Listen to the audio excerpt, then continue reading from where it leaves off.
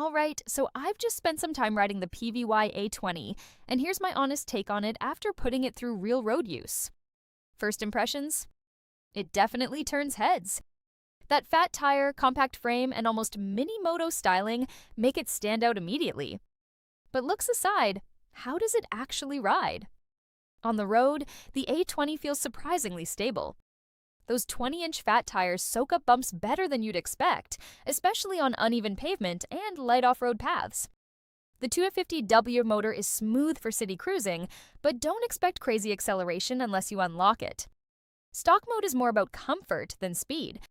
Range-wise, you're realistically getting solid commuter distance if you're using pedal assist, around that 50 to 70 km range depending on terrain and rider weight.